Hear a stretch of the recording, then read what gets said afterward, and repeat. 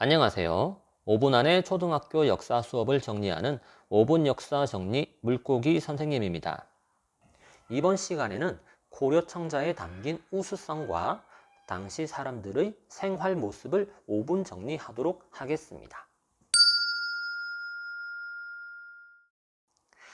청자를 만드는 기술은 본래 중국에서 들어왔습니다. 하지만 시간이 흘러 고려만의 특징이 드러났습니다.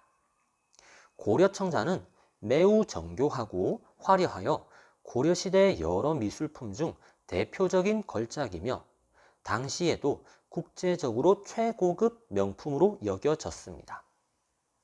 송나라 시대의 한 책에는 고려 청자의 비색은 천하제1이라고 쓰여 있었습니다. 고려 청자는 송나라를 비롯하여 티벳과 베트남, 필리핀, 일본 전역에서 유물로 발견되어 전 세계인들의 사랑을 받았던 것을 확인할 수 있습니다. 고려 청자의 푸른 빛은 따로 색소를 넣은 것은 아닙니다. 청자를 윤기 있게 만들어주는 유약 속에 포함된 수많은 기포가 빛을 산란시켜 푸르게 보이도록 하는 것인데 고려만의 독특한 기술이었습니다. 다른 나라에서는 녹색 물감으로 시도하는 등 복제도 해보려 하였지만 고려 청자의 비색은 따라올 수 없었습니다. 고려 청자는 상감이라는 독특한 기법을 사용했습니다. 상감 기법은 도자기 표면에 무늬를 새기고 거기에 다른 흙을 메운 후 유약을 발라 굽는 방법입니다. 푸른색 바탕에 흰색이나 검은색의 무늬가 어우러져 독창적이고 아름다운 고려 청자가 탄생하였습니다. 고려 청자만의 비색과 상감 기법은 당시의 중국에도 없던 고유한 고려의 문화였습니다.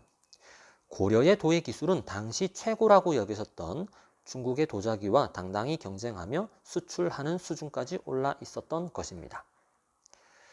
고려 청자는 주전자, 의자, 찻잔, 베개, 향로 등 다양한 용도로 쓰였으며 기와, 변기, 침 뱉는 그릇과 같은 용도로 쓰인 것도 있었습니다. 청자는 만들기가 어렵고 가치가 높은 제품이라 왕실과 귀족들이 주로 사용했습니다. 고려 청자에서 당시 귀족들의 화려한 문화를 엿볼 수 있습니다.